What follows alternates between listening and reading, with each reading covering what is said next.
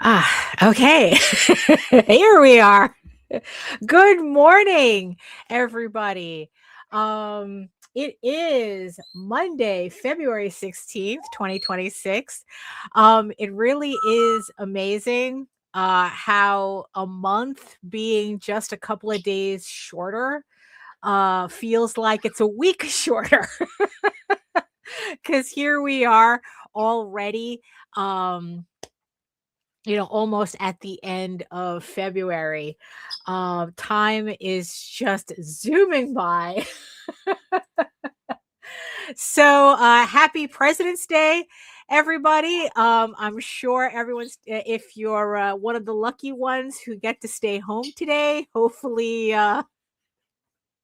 you get to make up some of that sleep you would have lost going to work. But if you are at work, thank you for listening. Thank you for having me in the background. It's just me for now. Nita is she's at the dentist with her kids. She had to take her kids to the dentist, so she said that if she's able to make it onto the show, if she makes it back home halfway, that she'll jump in. But yeah, so it's just gonna be me. So we're gonna make it work. So so I guess I might as well hit that intro. So we'll be right back.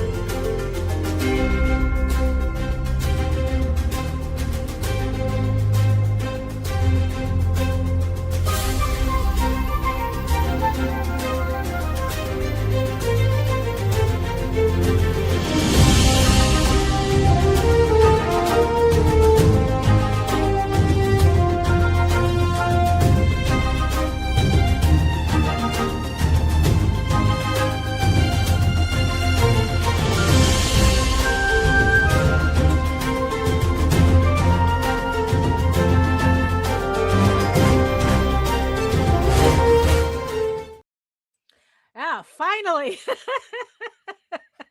Welcome everybody to another edition of the Ragin to the vlogs show with just one today. Me. Like I said, Nita is at the dentist with her kids, so we don't know if she's going to be able to make it in time to hop in at least midway. But we're gonna make this work. So let's see who's joining. So Lorraine goes, happy Chinese New Year tomorrow. Yeah, I have to do some last minute cleaning today. I bought a new cabinet to put the parakeets on top of, so I got to put that together and clean everything out. And it's like, look, Firehorse is just gonna have to deal with how cramped the the office is. So there's only so much I can do. Right. Oh, and hello, Rodney. Hello. And we have Sarah. Hello, Sarah. Hello. A lot of new people here today. Welcome. So So yeah, so it's like, yeah, so this is a vlog show that I usually have my co-host Nita with me, where we just talk about indie comics and the work that I'm doing and whatever else that comes to mind. So it's kind of like a general vlog if you're just coming here for the first time. And if you are here for the first time, hello everyone. My name is Daphne Lage, and I am the artist for the furry fantasy adventure Tall Tales and the creator of Egoraven, Heir of the First Unicorn, a medieval fantasy drama you can read online at egoworks.com, and also that you just saw the trailer for the Kickstarter to issue 12 of this 16 issue series. The link is in the comments and in the show notes. And yes, I see you, our beautiful eyeball people watching from regions beyond. If you are joining us, please hit that like, share, and subscribe button, and hit that notify me bell so that you can get notified whenever any of my shows go live. Yeah, so thank you all for joining.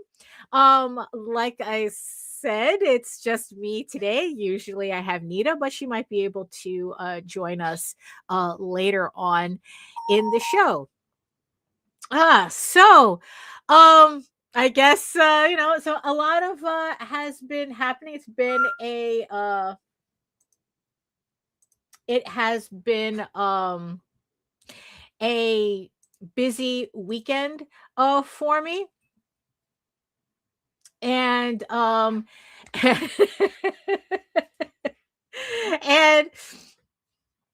and it's like, and I'm still kind of like a little bit out of it because I have been spending these last couple of days finally finishing my book. So which is the reason why there's now a trailer for Egoraven issue 12. So this is the proof copy of the comic. So I still have to look it over and check over all my dialogue and my artwork just to give it one last look over before I send it off to the printer. So, oh, hello, Zarif. Hello. So where can you buy this? So right now, the only place you're going to be able to get Egoraven issue 12 specifically is on Kickstarter. The link is in the show notes. It is a pre-launch link, but now that the book is finished, I can say with some confidence that I will be launching the campaign in March. I just don't know yet if it's going to be in the beginning of March or more towards the end of March, but it depends on a couple of things happening. I do also have a link to my store in the chat as well, where you can buy the previous issues. But if you want to check it out, if you've never heard of it before and you want to check it out and read it for free, you can head on over to my website at egoworks.com, EGOWORKS, and you can read it for free there. So you can see if this is the type of book that you want to pick up when the Kickstarter goes live.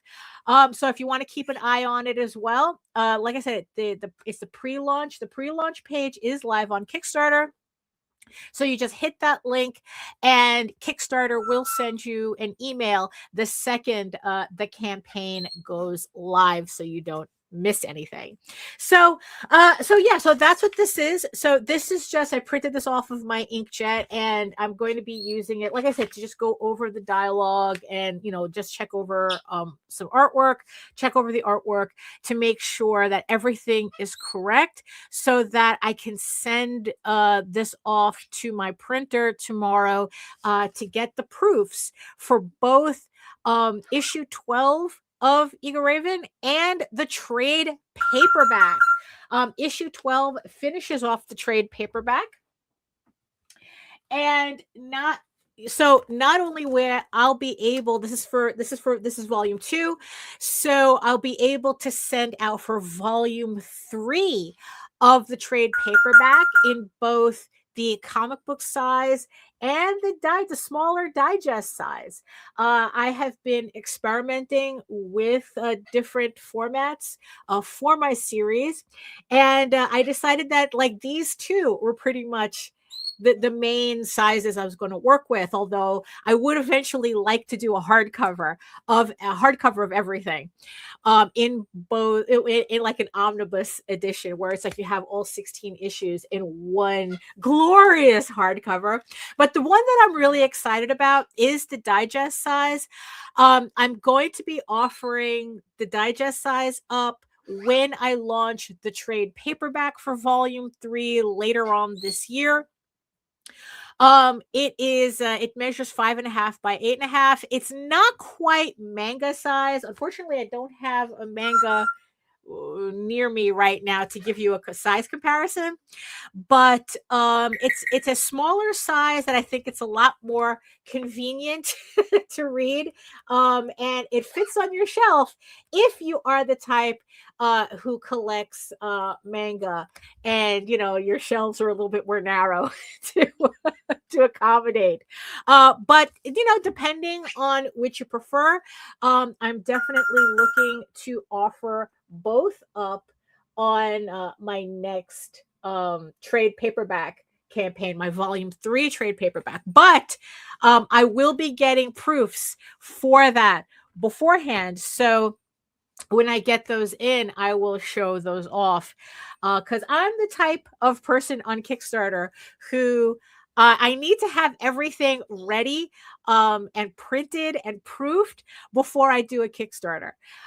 If you're, because it's like there's just way too many people who just run Kickstarters and then, like, I don't know, like disappear into the wind. Like, I don't know. It's like they just don't think twice about letting all their backers hang for much longer than they should. I mean, I know that the challenge with Kickstarter is that it's not Amazon. Um, that uh,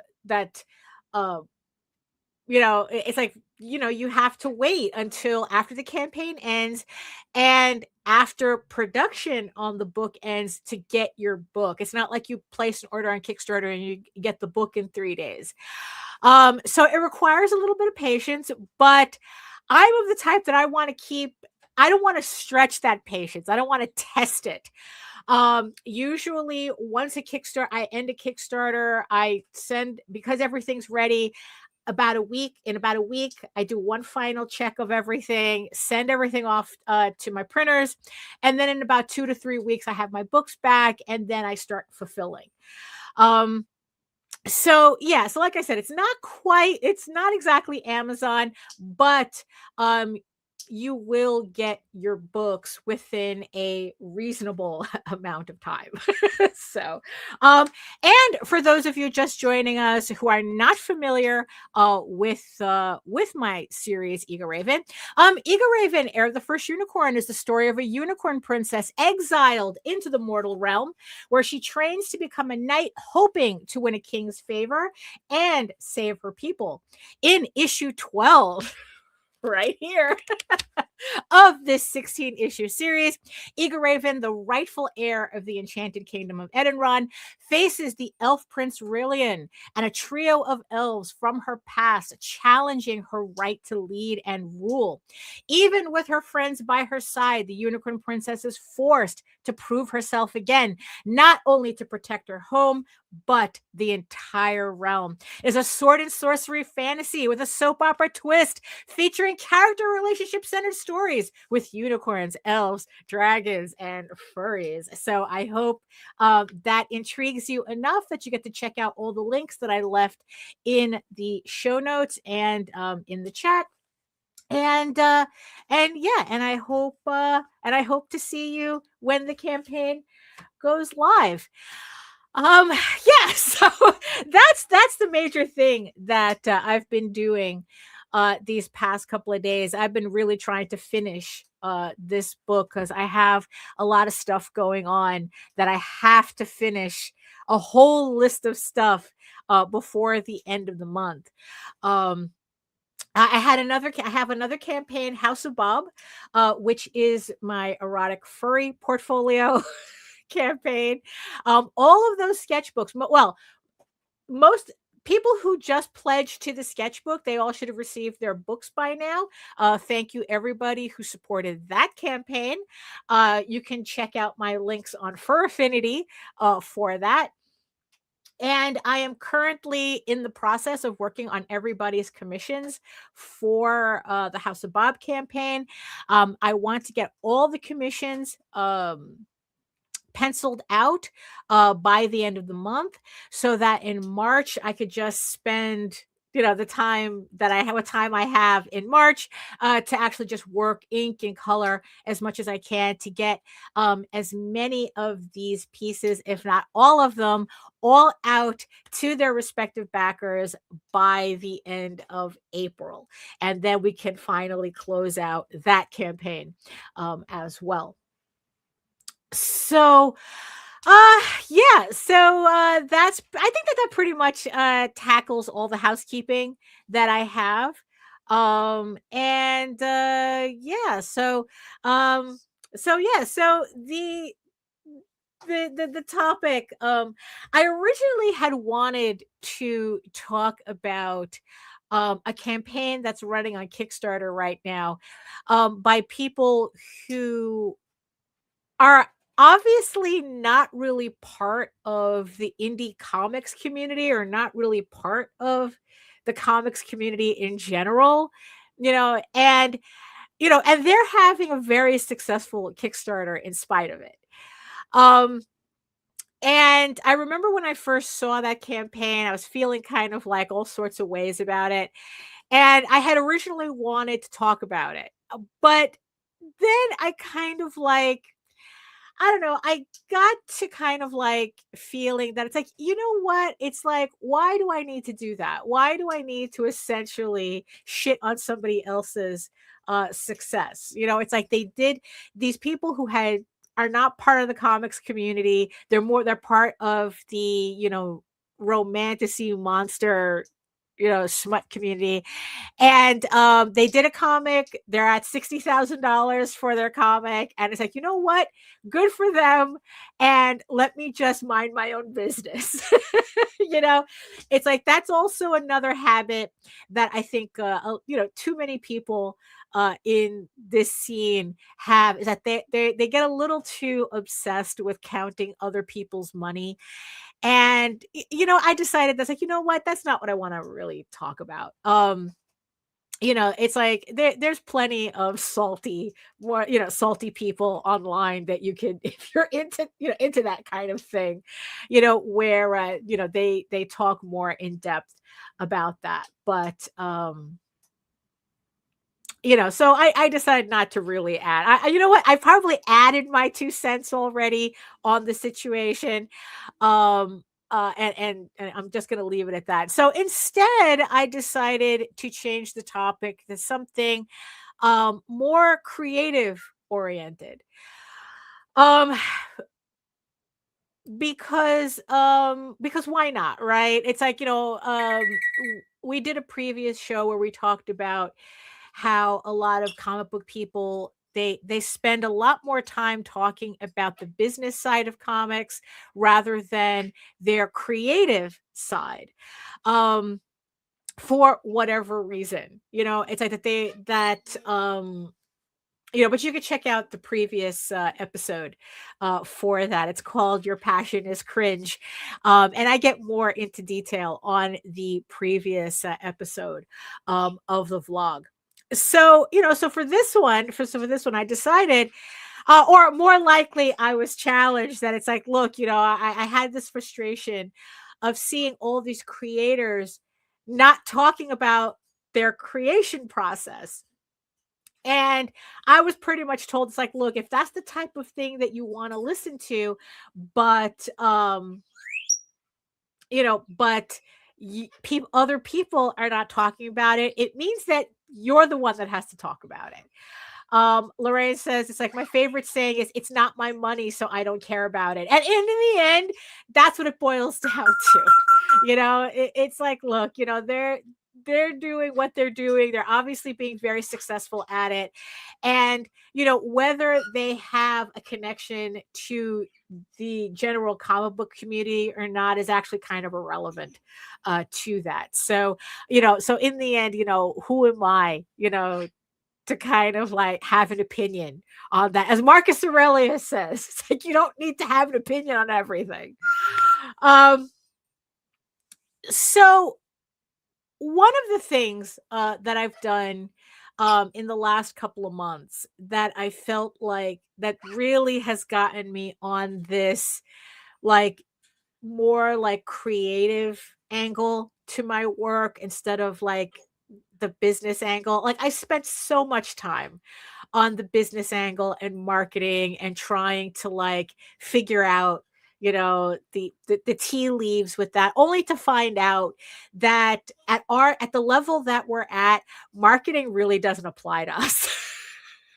Or at least it really doesn't apply to me. Like it's like I'm just so low on the totem pole that marketing it's kind of like just really doesn't work in the way all these books and the so-called gurus say that you should do it, and it's like unless you have a lot of money and a staff to kind of like to bankroll and to do this kind of like endeavor for you, there's going to be like practically zero gains for the amount of effort that I would have to put into that, or have put into it. Hey Melissa, good morning.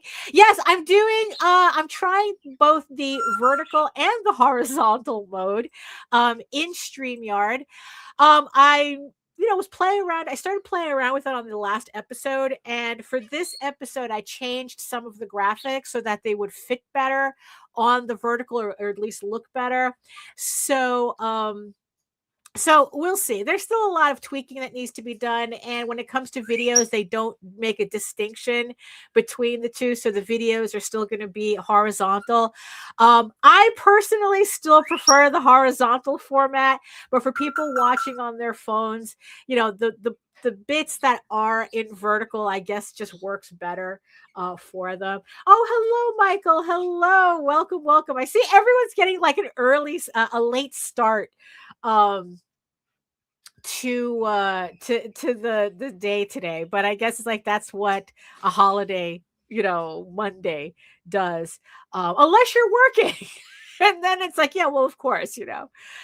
um so aside from this marketing, Melissa says, I've gotten tired of the marketing game. So I hear you. I lost sight of actually making comics. Yeah, that's what it was feeling like. And like I said, it's like the amount of effort that I was putting into it and what little I was getting in return. It's like, I could have spent that time just working, concentrating on comics. So before the end of the year, I decided that, for 2026, that's what I'm going to do. I'm going to like kind of like put all that marketing stuff to the side, and I'm going to just concentrate on on just working on my comics, doing my artwork, and whatever happens. I'm going to do the things that I already enjoy doing, like doing the vlogs and doing my live stream, my drawing live stream. I'm going to, stick with that. But pretty much most of social media, I've pretty much backed off of. And like it's like, so doom scrolling hasn't really been much of an issue for me as it was in the past. And I've really noticed a difference with that. The less I spend online, the more I feel like a lot of more creative avenues open up for me in my work, because I'm not being purposefully distracted by whatever nonsense is going on online. um so because of that, I find myself writing more, I find myself drawing more, working on my comics more, and I just find myself just thinking a lot more creatively. And and it's like, and it's kind of, and I'm actually I'm actually enjoying this this kind of like environment that I've put myself in now, where it's like now it's like instead of watching, getting involved in bullshit online, I am now getting involved with the bullshit I put my characters through, which is a lot more productive, to tell you the truth. I've been writing more, like trying to do working out like a lot more lore. Yeah, that is this the best kind of bullshit. Absolutely. I've been especially playing around with lore for like the long game for my story, even though Egoraven is only like this particular story arc. This story arc, Heir of the First Unicorn, is only 16 issues. The story continues well past that.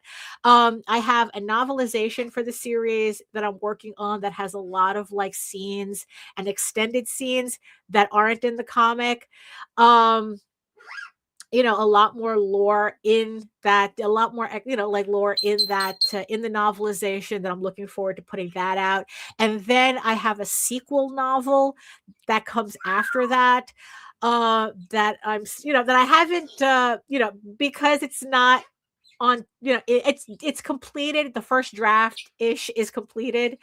Because I'm always kind of noodling it without like doing an actual sit down and hard edit on it. And like the illustrations and everything. I mean, so I have that sequel novel in the wings. And then like kind of after that, I have like this whole string of stories that I'm like working my way through, and and even like kind of like and a separate novel that's related to Egoraven, but it's based on a set of different characters, and Egoraven doesn't appear in this novel until like the very, very end in an epilogue. The trick is that I'm trying to do with that novel is create kind of like a standalone novel that's still connected to the main series without you really having to know it that much, although it does help. And the thing that I'm always bumping into is that here I am on issue 12. I still have the last 4 issues to complete. I have 4 issues left. It's like, so also the thing is, to like this past week I had jury duty, and luckily it only lasted a day, and I was able to get out of it, or get excused from it.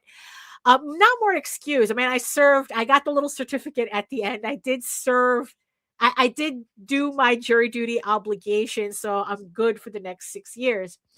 And because jury duty is mostly just a lot of sitting around and waiting, once they get the initial roll call and everything done, I had my my portable Wacom tablet, and I was inking Egoraven issue 13 while I was waiting in jury duty, while I was in the pool. So already, the process, I'm already on the next issue, trying to get these last 4 issues done to finish the series, because that's my goal for this year. And as Lorraine said, it's like it's Chinese New Year, it's Fire Horse, and the goal for Metal Pig is completion. Is the completion of creative projects specifically. So that's my goal. Yeah, it's like jury duty is a one-time participation trophy is a good thing. Yes. The funny thing is that because I'm one of these weirdos that actually enjoys jury duty, I did get called in for, I was part of a group that got called in for a case, but it's like, as much as I would have loved to have stayed and gone through the whole process, because it was, not going into detail, not that there was much detail that was given, but it was a murder case. And I was like going, oh snap, if I didn't have these very particular obligations that was coming up in the next couple of weeks, I would have stayed for the entire process. But I had to recuse myself from it. It's just like, the judge did the oath. He asked if anybody couldn't stay the probably month. Yeah, well, hell yeah. Real life Law and Order, exactly. Like if nobody, like the case was going to take about a month, and it's like if you couldn't stay, to just raise your hand. And the funny thing is that I didn't have to explain anything. I just raised my hand. He made us all stand, the people who couldn't stay, and then he dismissed us, right? But not before he did. He gave this little speech saying that it's like, look, just because you can't stay for this case doesn't mean you get to go home. You get put back in the pool, and probably later on in the day, you'll get taken into another court where you might get chosen for that one. And I was like, well, okay, I'm here anyway. So it's like, look, if they send me into another court, my answer is still the same. My situation doesn't change in the couple of hours between two court cases as to whether I get to stay or not. So, and the funny thing is that, so like I said, I didn't have to explain why I couldn't stay. I just raised my hand saying, it's not happening. And they just let me. And then I realized that was the purpose of putting us under oath before he asked that question.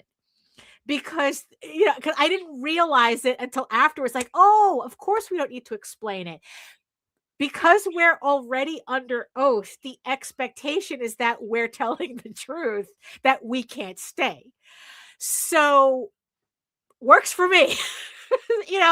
And then like the ironic thing about it is that for all his speech about, oh, you can't just go home afterwards and blah blah blah, that's exactly what happened.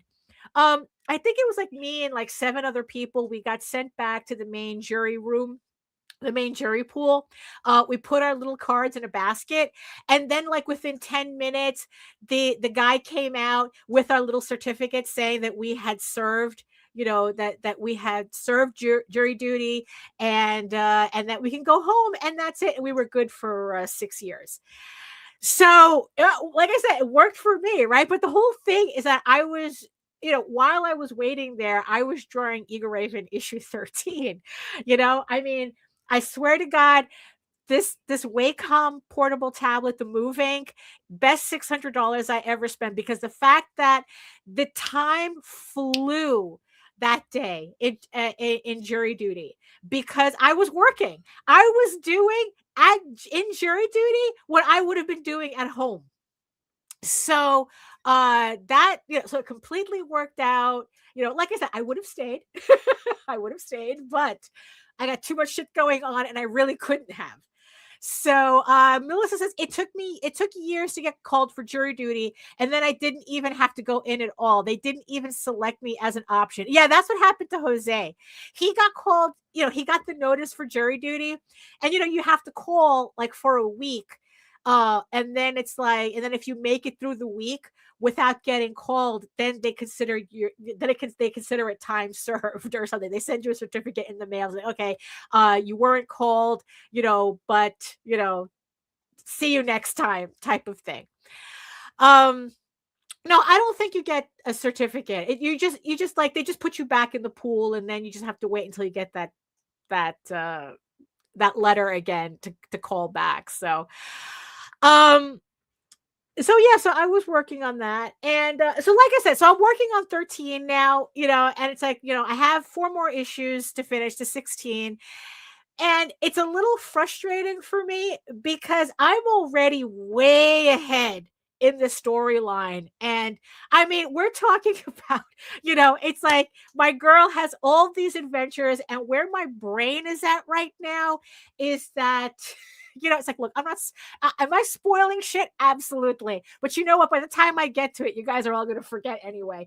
So I'm at the point in her story where she's expecting, she's expecting her first kid, and now I'm sitting here spending time trying to figure out the magical rules of an immortal character having a mortal baby. you know, and it's like, I'm all the way over there, you know, and so it's like, so my brain is like, that's where it is right now. So working on these earlier books, it's like, oh my God, I just want to finish this just so I can show you all the really good stuff that I'm doing now. Um, so it's like, yeah, so oh yeah, Melissa, it's more lore stuff, because it's like, yeah, 'cause I'm trying to figure out, like, so of course, like, there's this whole magic system that I have. um so like with any proper fantasy settings, just because it's fantasy doesn't mean you just do whatever the fuck you want. And well, it's a fantasy, you have to, like, what is it? It's like, it's a fantasy. You just have to accept everything. And of course, we've seen collectively enough media to know that that's not true. That it's like, you cannot, even despite whether it's sci-fi, fantasy, whatever, you can't just do anything and expect, the audience to just suspend disbelief just because it's a fantasy. That's actually not how it works.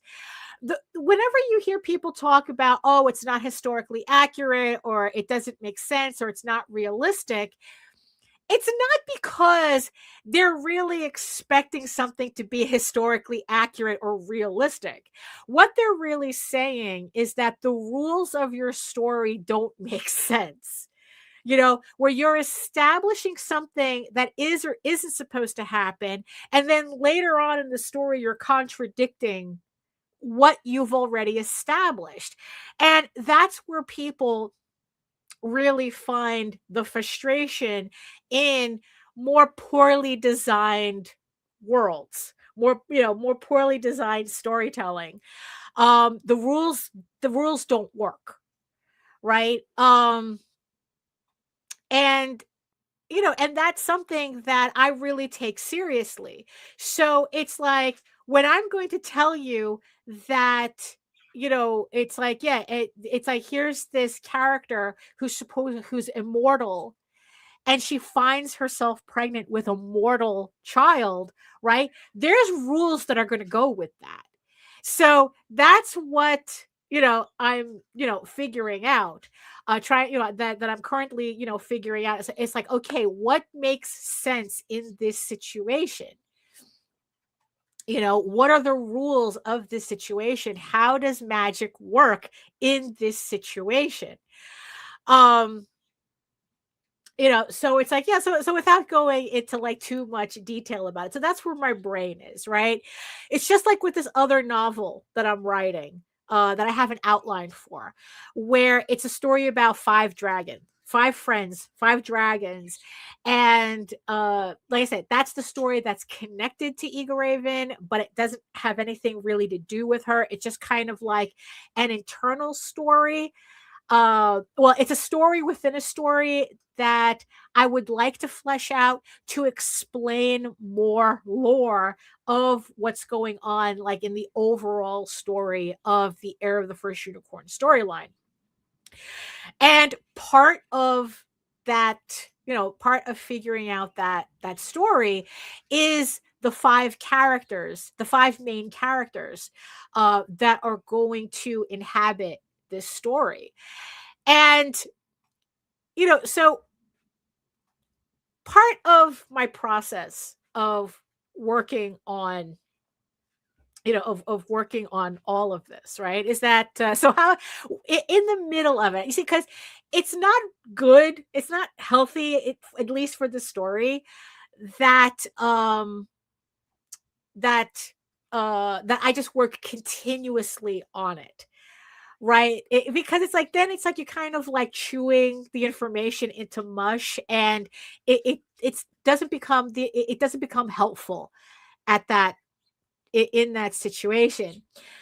So what you want to do is that, instead of, like, just completely, like, ruminating on one thing for, like, I don't know, until it just becomes meaningless, you want to be able to intersperse your creative spurts with other creative spurts. It's like, you need to have these mental meals that help nourish what you're trying to do, even if it's not direct, right? So part of well, a big part, especially lately, which keeps me from doom scrolling, and it gives me a break from the work that I'm doing without going completely. Hello, yes, character obsession. Yeah, I'm about to go into that.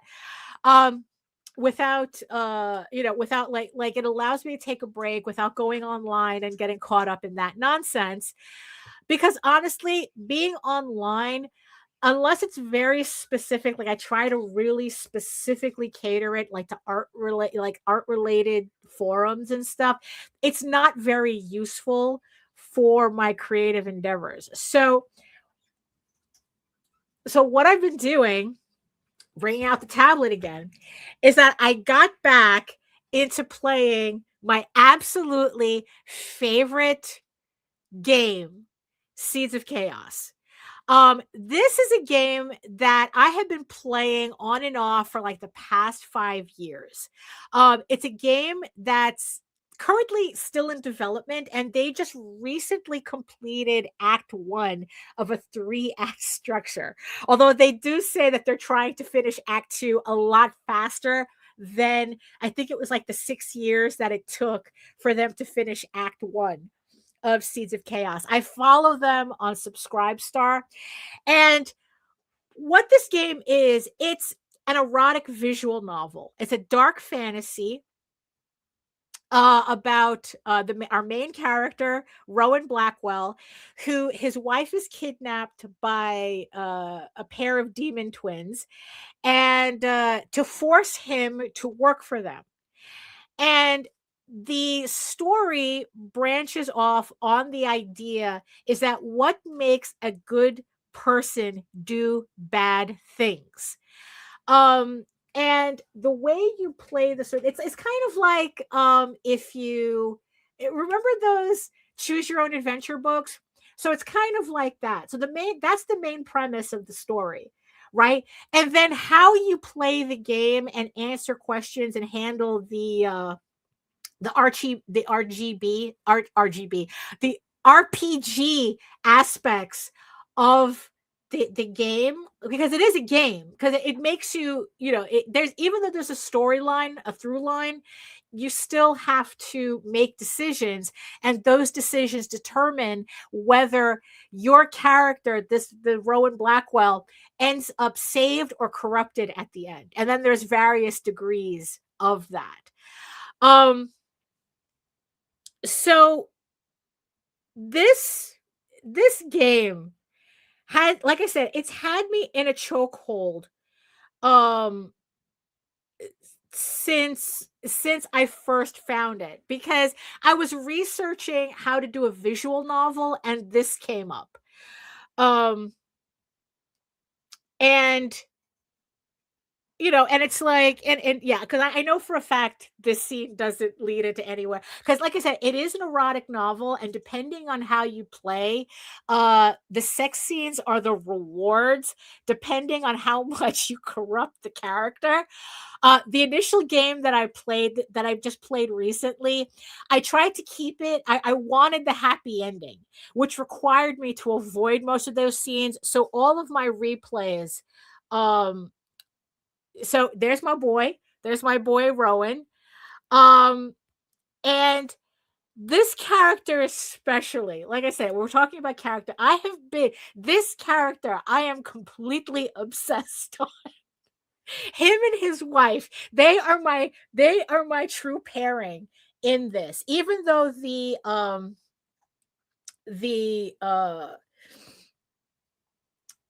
even though the story um the story kind of like allows you to just really really screw them up if you wanted, but like I said, that's not my intention for the game. And or at least right now. See, now that I got the happy ending story, I know how to screw them up. late when I do like different runs of the game. And that's what I like so much about it, because it's like I must have played this game like to the end like several times already, but each time I play it, it gives me I try completely different paths. So I end up with different scenes, I end up with different dialogue, and it's really fascinating to see how it changes depending on what I do, what decisions I make, for the character. And playing this game really, really fuels my creative juices. Like every time I play this game, I just want to write like crazy. It's like, holy shit. Like, it's like this, like when I say I'm obsessed with this game, I am obsessed with this game. Like I actually did a series of mini comics based on me playing this game when I first played it. Where it's like I literally have, cartoons in my sketchbook where I'm working out strategy. I'm playing like, so this is me and my OC. This is Loki, and we're both, and so I'm dressed as Rowan Blackwell and he's dressed as the villain, Andres, and it's just us talking about playing the game. And I would just like be figuring out strategy, like just talking about strategy for the game as if, we were playing the game together. And and then it's like, and like in this one, we're talking about like how to unlock certain scenes. And and it's just like, and then it's like there's this whole thing about they find out that we thought we were playing the game by ourselves, and it turns out Egoraven's playing the game too, but she's playing, like fully corrupted. The joke being that I'm playing the game too timidly. Loki is telling me to lighten up. It's just a game. And here Egoraven is playing the game completely on dark mode. Like that's literally how this game has me in a chokehold, where it's like I'm making fan art for this game that I use to kind of like to help me work on my own stuff, to kind of like to inspire me to work on my own stuff. And in this particular thing, right, especially with this novel with the 5 dragons that I'm working on, and just like in general, right, the thought of what is it about Rowan Blackwell, the way, especially the way his character can change in the story, but the trick is that he has to be a compelling character from the very beginning for me to care to see him through to the other side. And there just seems to be kind of like this fine line when we're talking about characters in general, when we create characters.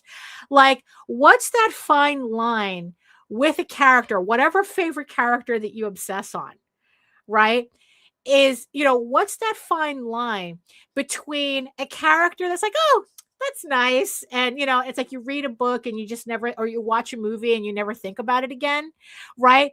Or it's like, like these characters live rent free in my head now.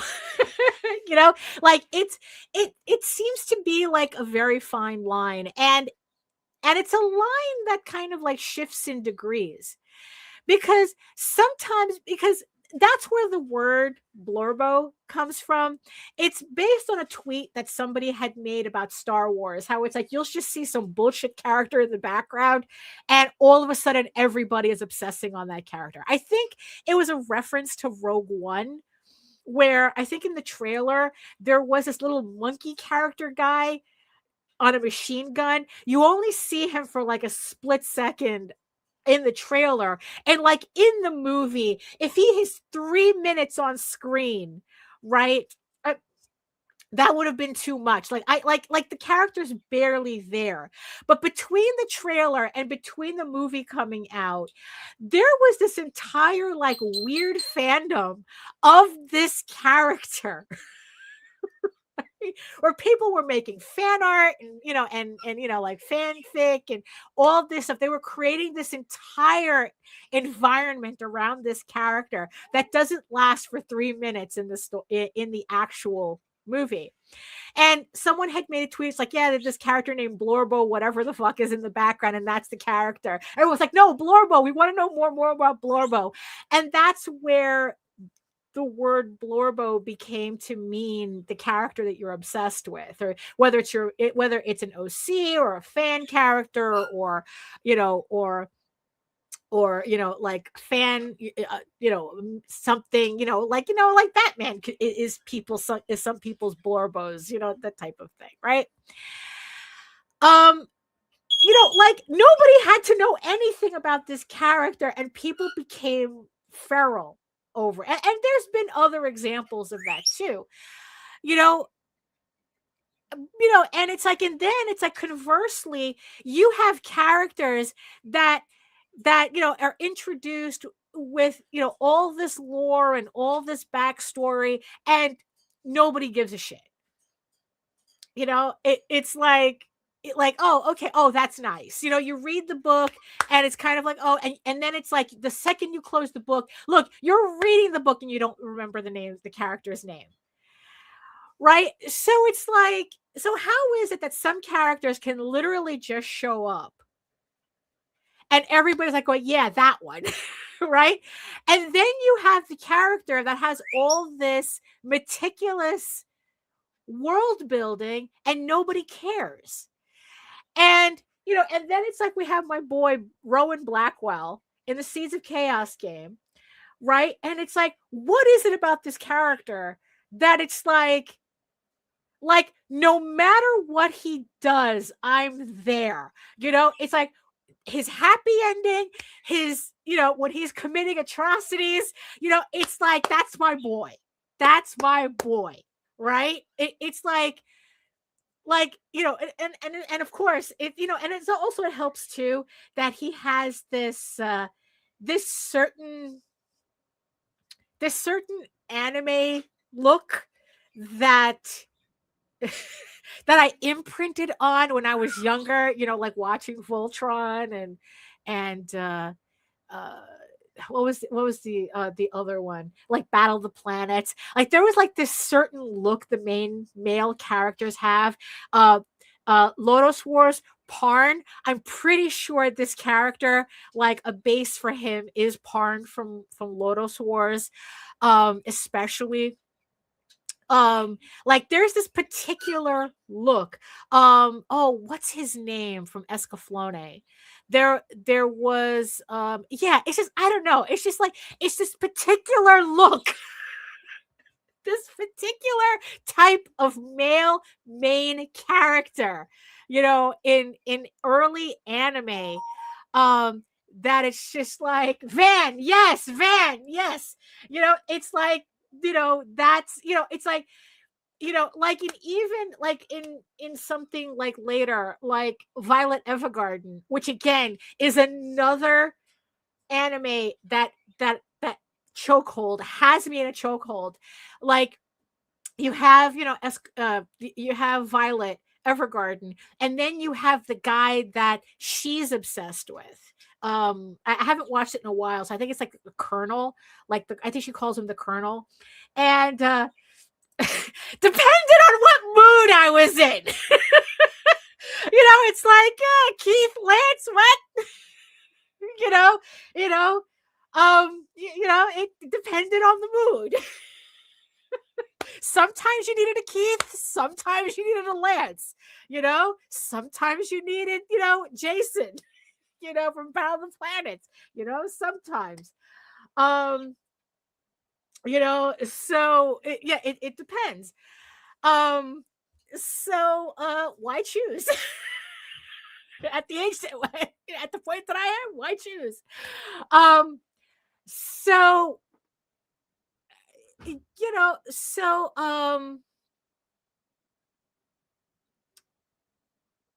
so yeah, so it's like, so no matter what happens to this character, I am side by side with that character, no matter what, right?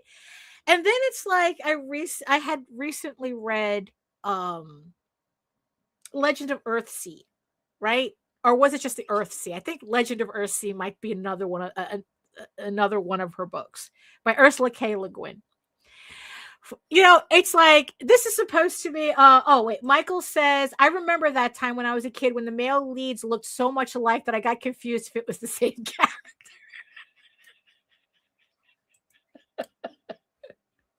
Well, it depends on the show, but trust me, I did not have that problem.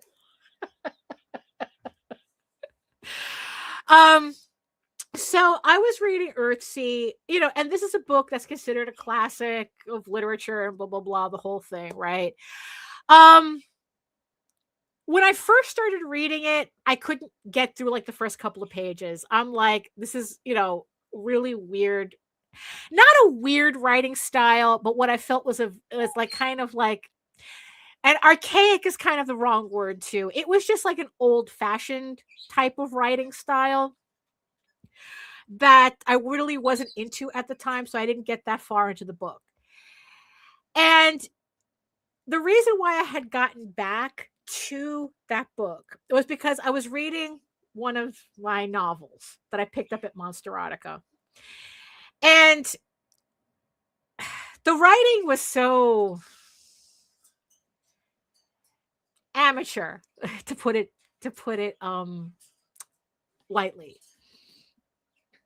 Even though I liked the concept, I liked the characters, right? But the writing was just not polished enough for me to commit to anything. My like of the characters wasn't enough to push through what should have been a heavily edited book. The book could have easily, if it was edited correctly, it would have been half the size, and maybe I could have gotten through the novel and thought it more entertaining than it turned out to be. I didn't bother finishing it. I ended up just putting it back, and it's like, okay, here's an author I'm not going to pick anything up from, and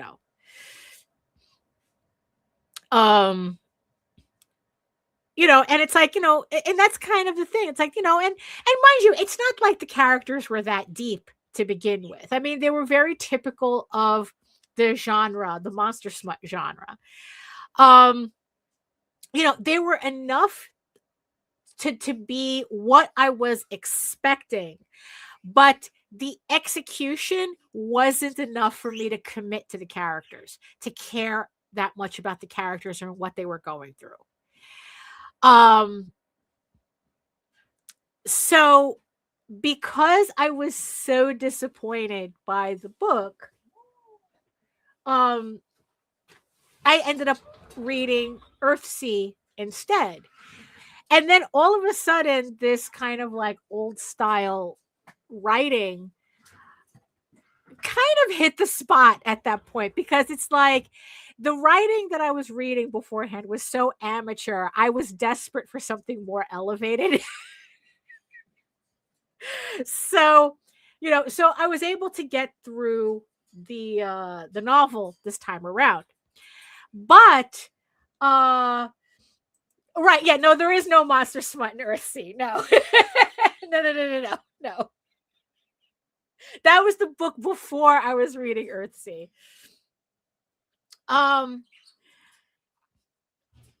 Although reading it explained Ursula K. Le Guin's criticisms of the Studio Ghibli Earthsea movie.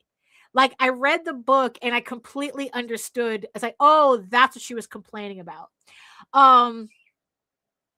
Side note, her big thing about the animated Earthsea movie that, what was his name? Guo Miyazaki, the son, did.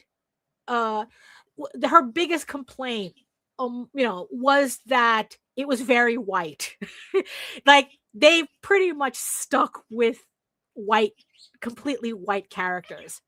And when you read the book, when I read Earthsea, you can see how Ursula K. Le Guin goes out of her way to really show you that this is a diverse world. She describes characters exactly how she wants you to imagine them.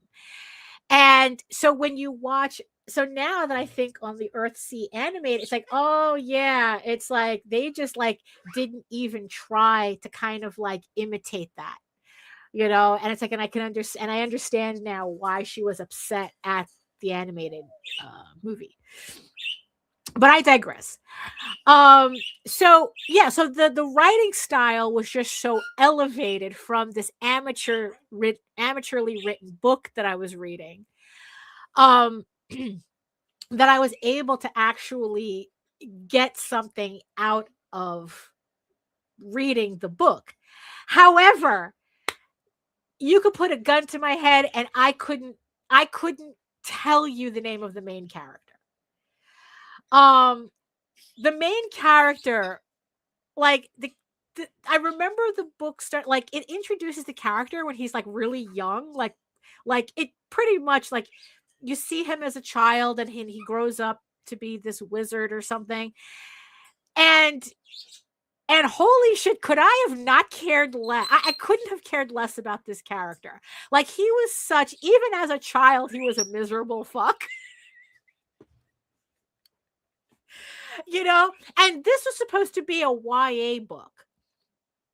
And and it's just like the characterization was just like okay, she can write well, but I had the opposite problem, with this, where it's like her writing style was sophisticated enough that I was able to read through the whole book, but her characters were completely forgettable. Like I said, I couldn't tell you under pressure what the main character's name is.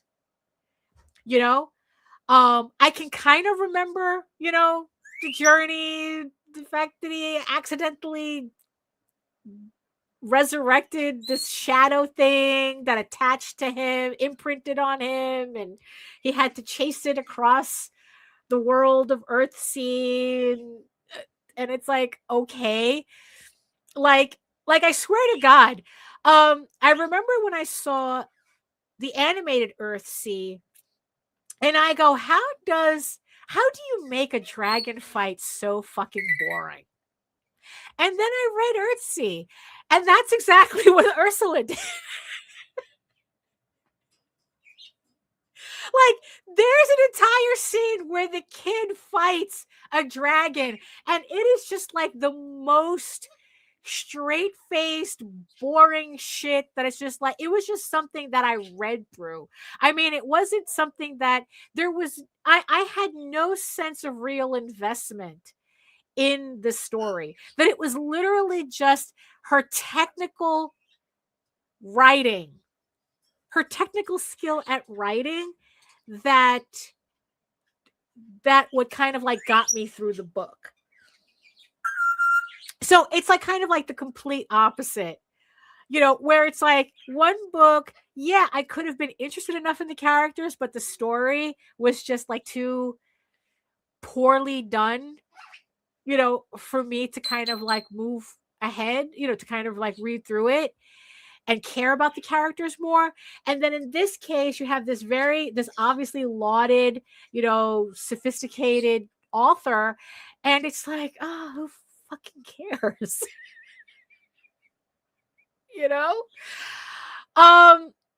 So it is, so it is kind of like weird to kind of like, yeah, it's like what is it like, at what point do like, and the thing is that we all have different characters that we consider like, oh, this is this is the character I'm going to obsess on, and this is the character I'm going to ignore. Right? Because it's like, you have people who obsess on Batman, like Batman's their Blorbo, Superman's their Blorbo, Wonder Woman's their Blorbo, and I could care less about those characters. Does it mean that they're bad characters? No, it just means that there's something about these characters that don't resonate with me. No matter who writes it. It's kind of like Jose was showing me this artist. Like, I kind of know who he is. He's a professional artist or what. And he's showing me the guy's artwork. And it's kind of like, oh, who cares? Because all it was all like these Marvel characters. And it's like, holy shit, if you wanted me to really lose interest in an artist, just have them start drawing Marvel characters or DC characters or like really big IP characters. And it's just like, there's plenty of other artists for me to look at. Like those characters I have no resonance with. It's like, so it's like visually, right? It's like there is nobody who could make me enjoy a superhero comic aside from like very few, it's like very few examples. And even then it's not really the characters I'm into, like I can look at Arthur Adams' artwork, no matter who he draws. But, again, it's like I find his, like the Marvel stuff that he does, the characters are boring, but it's his skill that makes me interested in the artwork. Right? But this guy that Jose was showing me, it's like his skill didn't even interest me enough for me to give a shit. So, again, so it's like, so the characters, like, so what is it? So I was like really thinking about it, that it's like, okay, so what makes a character, like what makes people attach themselves to a character, and I think that a part of that analysis is that there has to be like a good character has to have a certain level of projection in them. Like you have to have them fully fleshed out, or not even, but they have to be fleshed out with enough room for the viewer to project onto them somehow.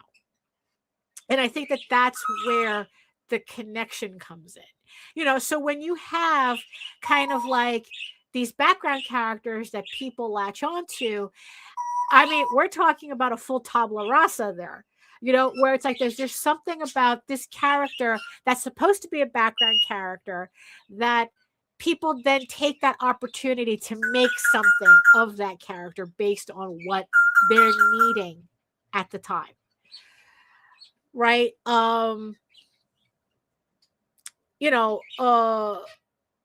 It's kind of like take something like Avatar, right?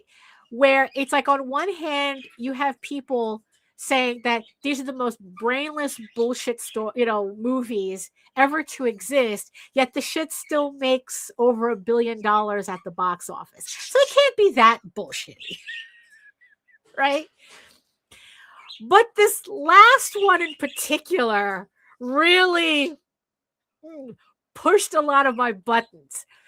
And where the first two movies, and mind you, I love this series. I love the Avatar series. The James Cameron Avatar. I am not familiar with The Last Airbender, and to tell you the truth, I think this is an example of like James Cameron's Avatar characters resonate with me, but Avatar The Last Airbender characters don't do anything for me. Like, I could care less about that series. As much as people keep saying that, oh, the storytelling's tight and everything, and the characters and the symbolism, it's like, I could care less. Couldn't care less. And and it's like, and I think with like Avatar, James Cameron's Avatar, it has like a lot of things that I don't know. It's like, maybe it's the lushness of the environment that he creates, right? The basic, Pocahontas in space story. Maybe, I don't know, maybe there's something about that I like. Maybe it's 7-foot tall cat guys, cat people. Maybe that, blue cat people. Maybe that might have something to do with it. Which only later on that I realized completely explains Ice Planet Barbarians. So yeah. So when people joke that, James Cameron's Avatar had no cultural effect, all you have to do is look at the smut girlies to know, oh yes, it did. Oh yes, it did.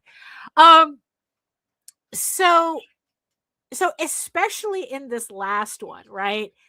And what I think I really liked about, what really like got me about Avatar, right, is not the main character Jake Sully. He's not the character that I'm really following in this series.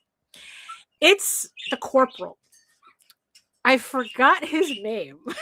Because again, there is a certain brain deadness to Avatar. I'm not going to say it doesn't have it, but the personality of the corporal, who's the main villain of the series, that's my guy. That's my guy in the series. I mean, it's like there's just something about him that, yeah, like I said, that's my guy. And like with a lot of good villains, right? It's like, again, it's like there's a certain, I think that there's like a certain, they're villains, but there's just something about them. And the actor's really good too. Because he I think, was it him? He was in this other movie where he plays a blind, like a blind veteran, and he stalks these kids trying to rob his house. And that movie goes really, really dark. And it's like, and you think that he's kind of like the put upon like hero, like he's like kind of like the put upon, he's the sympathetic character, and then that shit goes like a complete 180 by the third act, and you find out that he is a really, really dark villain. So he's good at that. So he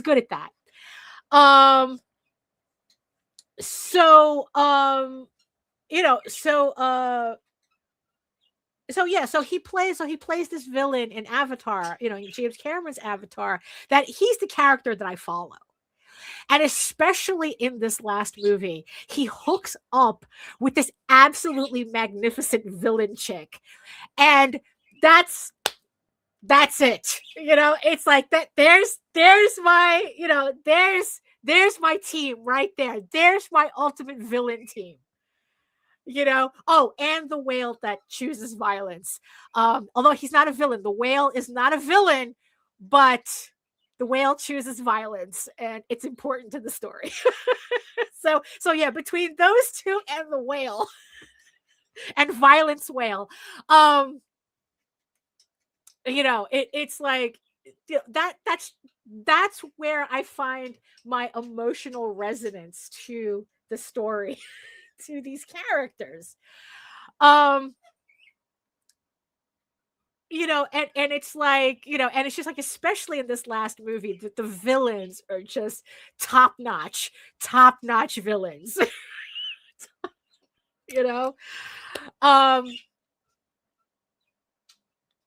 So So when I talk about characters, I'm not necessarily talking about good guys, just like good guys in general. I mean, it's like, because you can have a character and they could not be anything. They sometimes they're not anything. Like I said, going back to the Seeds of Chaos game, the thing that I like about the game is the way that I can pretty much change the parameters of the story and still have this character be my main focus. Like, although conversely, though, for a while, Andras, the demon villain, right? He fit that because it was the both of them. The both of them were my husbandos for a while. So you had Rowan and you had Andres, and it's like, okay, these are my two guys here, right? And then in this last update, I got to see Andres do shit that finally crossed the line for me. That it's like where he went from a husbando villain to just a villain. And it's like, ooh, Rowan got to take you down. And it was just kind of funny to realize that, where it's like up until this point, Andres was just like, he was like a perfect villain for me. And then they wrote something into the story where his cruelty to Rowan's wife got to such a level I could not, even for a villain, I couldn't condone it. It's like, nah, this is not cute anymore. Your villainy is not cute anymore. And it's like, and just like that, like off the list you go. Out of the house. Out of the house you go. Out of the fandom dumpster. Out you go.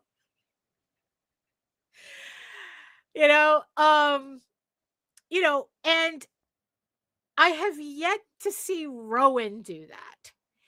And I'm kind of wondering, and mind you, I've accidentally played really, really corrupted Rowan for a while. Although there are certain things that he does do to his wife in very, very corrupt mode that I'm like going, nah, yeah, like he hits that threshold, but I'm so dedicated to the character that I pull back when I see what's happening, because I don't want to cross that line where I start hating his character too. Even though I could replay the game and switch him up again and put him back. So now that I got the happy ending, the hero Rowan, I did the hero's path in the game. So now, like I said, now that I know how to play the hero's path, now I know how to like corrupt him and Alexia, that's his wife. I know how to corrupt them enough so that they could become tyrants together. That I could turn them into villains I can enjoy. I got to see them as heroes I can enjoy. Now I can corrupt them enough where they can become villains I enjoy. With Andres, you can't really, you're not playing him, so you're at the mercy of what gets triggered in the game. It's random. So, it's kind of like the weird shit that happens in The Sims that you have no control over. Even though I've never played The Sims. So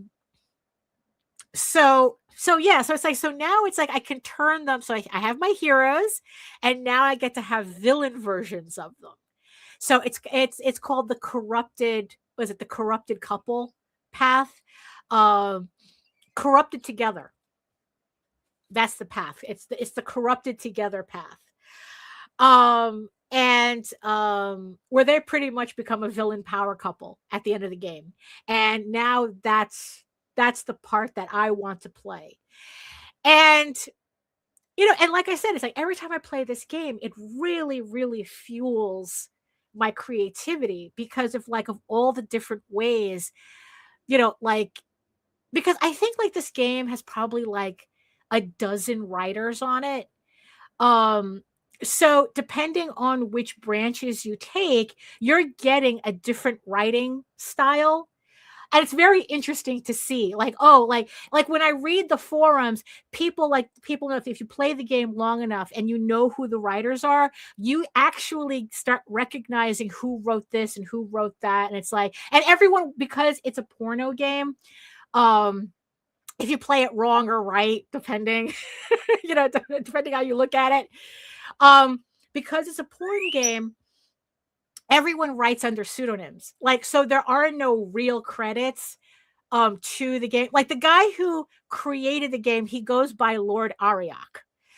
So if you wanted to find him on Patreon and you want to support him on Patreon, which I did for a while, his account is under Lord Ariok, right? The name of the company is Venus Noir. So Lord Ariok makes the game. I think his subscribe star is under Venus Noir.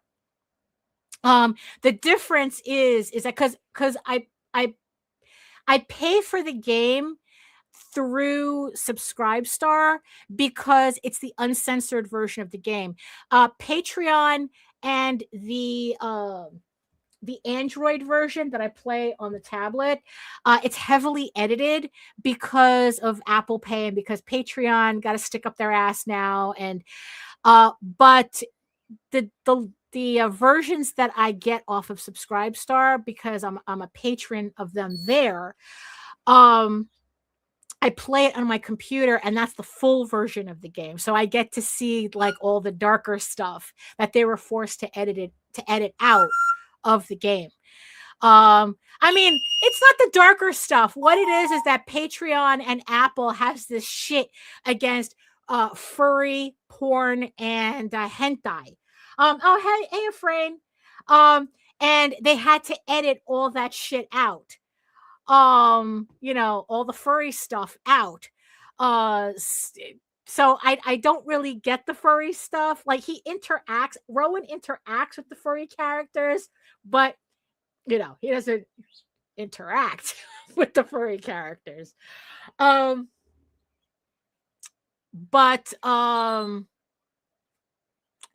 it's like, so if you wanted to like, so yeah, I support them on that. And yeah, so everybody works under pseudonyms, so, and also they have their specialties, their fetish specialties. That, I mean, the whole thing, like watching this whole project unfold is fascinating to me. And like I said, every time I play the game, it makes me want to write and create and just do all sorts of stuff and think about my writing differently and thinking about certain things differently. And and it's like, yeah, and it's like, and that's just kind of like one of the things. It's like, because I was talking to Jose, about this. It's like, what makes, it's like, because you see a lot of advice online about how to create a character, a compelling character. And Jose goes, that advice is bullshit. Because most of the time, the advice makes you create a character like you're creating a role-playing character. And he says that, what happens is that then you have all these amateurs creating their characters like that, not realizing that when they write their story, their character sounds exactly like a role-playing character going through the motions, as opposed to like the way him, like we have a very similar writing style where it's like we don't really plan, we have like a basic idea for what our characters are, kind of like these 5 dragon friends, right? So I have a basic idea as to what I want these characters to be like, but I'm not going to figure it out until I get the story rolling, until I actually put them in the middle of the story and I start to flesh out the story, which then simultaneously starts to flesh out the character. I don't write Bibles, for the characters. The same thing with all the lore. I don't really write anything ahead of time. I just write the story and then just kind of like go with my gut as to what sounds right, what sounds correct. And then and then it's like, and then fix whatever contradicts as I go along. Because I don't want my characters to sound like I just rolled a die and gave them personality traits based on that, because it's not a role-playing game. This is a story. This is an environment I'm creating. And which is kind of sometimes my problem with a lot of people who do fantasy comics is that they're basing it on their role-playing games and their role-playing characters, and the shit shows. And it's like, and because of that, I don't, as much as I love fantasy, not all fantasy is created equal. And especially if you're telling me it's based on your role-playing game. Oh, we had this cool thing happen in our game, and we thought it would make an even cooler comic. Spoiler alert, no, it doesn't. Michael says it's sad people group together furries all together when a bad person is revealed happen to like furry stuff. I don't think look, considering I don't think that's the case, because every genre has their fair share. But and it's not like, it's like, look, there's just as many shitty people writing superhero comics as there are and are in superhero fandom as there are in furry fandom. But people don't say, oh, you have to get rid of the superhero stuff or else we can't have it on Apple, on the Apple store. Like, that's ridiculous. I mean, it's like, Jesus Christ. I mean, Dragon Con was run by a legit pedophile for the longest time, but it doesn't, but people are able to separate that person from the rest of like the convention as a whole and, fantasy fandom as a whole. But furry is different. I think that there's just something else going on there, that people are like really uptight about furries, and they're projecting shit onto it that they really shouldn't be projecting on it, because these are not animals. These are people. These are people who happen to be animals. If you kind of catch my drift. So people get weird about that, because they're, but then also it's like they also did remove a lot of the fetish stuff, that it's like, like I said, the hentai stuff, the tentacle stuff, they took out of the game. I'm not sure if they took out the pony play stuff is gone from, it's like, it's, look, it's platforms being platforms, let's just put it that way. So where was I? So that's pretty much what I've been thinking about, these past couple of days. Like, I've been really like, it's like, once, I've been having a lot of fun with the work that I'm doing. Now it's kind of like, so now that this part is done, the comic is done, now I can like kind of move on to the more tedious maintenance stuff. Now it's all about setting up files, getting print files done, touching up, the back end of Kickstarters, kind of like more admin stuff now. That's kind of like the boring shit, even though it's related to all of this, but luckily, I'm able to kind of like, still kind of, ruminate, on this stuff and on this lore and all these like fantasy rules I'm trying to figure out, and like, trying to figure out like, okay, what's, what am I doing with these characters, and like, and how do I, and how does their story affect how I'm going to present them as characters.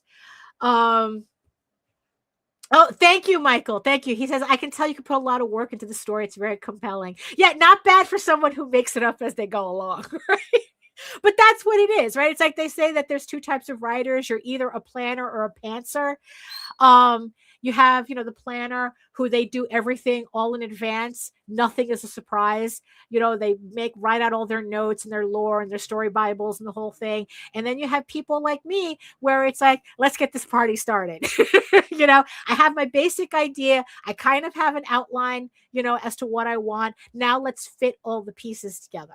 And then okay, here are all the cool scenes I want. How do I get to those cool scenes? How do I get to the ending? How do I get, it's like, and then it's like, and then, the fun part is kind of like figuring out that's like, oh shit, my character actually does this or does that. Like, that's like a whole other conversation we can have. It's like, does the character is the character dictating to you what they need, or it's like, kind of like that whole muse thing, you know?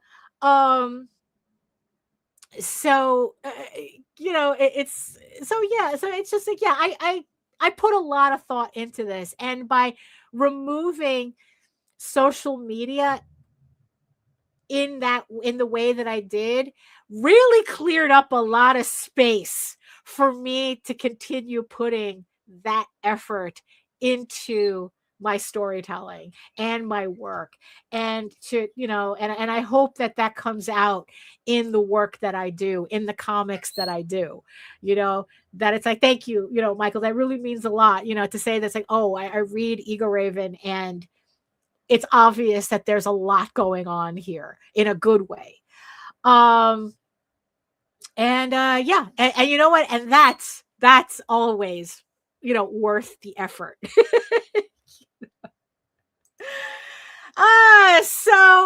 So we made it to the hour and a half mark. Unfortunately, Nita couldn't make it today, but I hope that you guys enjoyed, what I was able to bring to this lone table today. But you know what? It's like I had a lot of fun talking about this. Like this really is the type of topic. Let the other shows talk about business ad nauseum. It's like this is kind of like more the conversations, I like to have, with well, considering how I put my characters through situations. Considering how many situations I put my characters through, it's like, yes. It's like, I'm writing along, and all of a sudden it's like, oh, time to torture characters again. Time to torture the characters. Instead of time to make the donuts, it's time to torture the characters, But hey, that's where the story lies. My goodness. So thank you so much, everybody, for joining me today. Thank you so much, everybody in the chat, for keeping me company. Thank you so much to all of my beautiful eyeball people listening to me in the background. I hope that you got something out of it, that you were entertained, the whole 9 yards. At least if you listen to the end, at least I know I didn't bore you. At least there's that. But no, seriously though, it's like, I really appreciate everybody who spent this hour and a half with me. You could be doing anything else. You could be listening to anything else. And instead you are actually listening to me. And I appreciate every single one of you for that. And like I said before at the beginning of the show, while you're here, how about you hit that like, share, and subscribe button? Leave a comment. What's your take on what I said? If you're catching this on the replay, it's like, what are your thoughts on everything that I just said here about what makes a good character, a bad character? It's like, is it really about good and bad? Are they bad characters, or are you just not resonating with them? Is there something about the story that these characters reside in that does nothing for you? So is it really bad, or is it just not to your taste, or is it just not, it's not for you, right? I mean, that's, it's very easy to say something's bad and shitty and blah, blah, blah, but is it really? Is it? And that's just something, for us to think about. So leave your thoughts down below. I really appreciate it. So that's it for me. Thank you, everybody, for joining.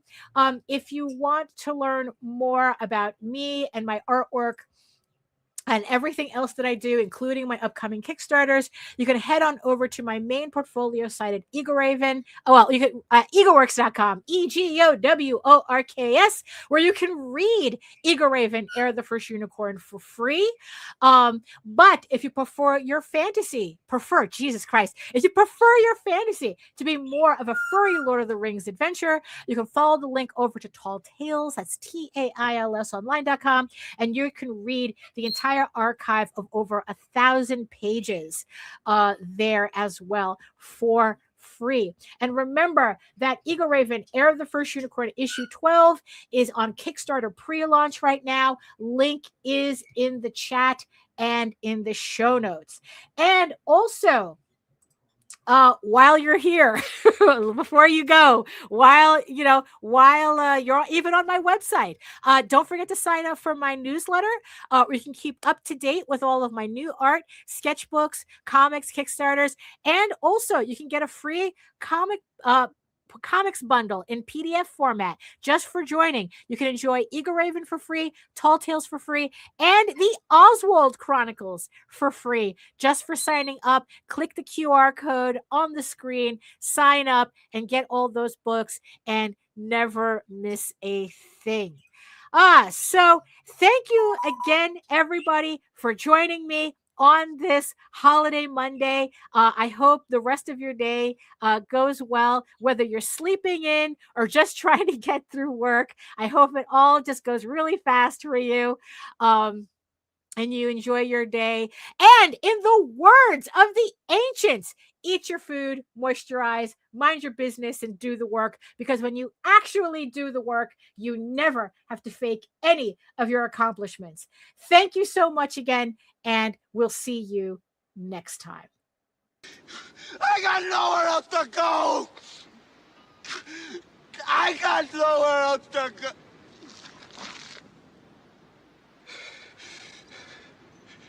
I got nothing else. I told him I can be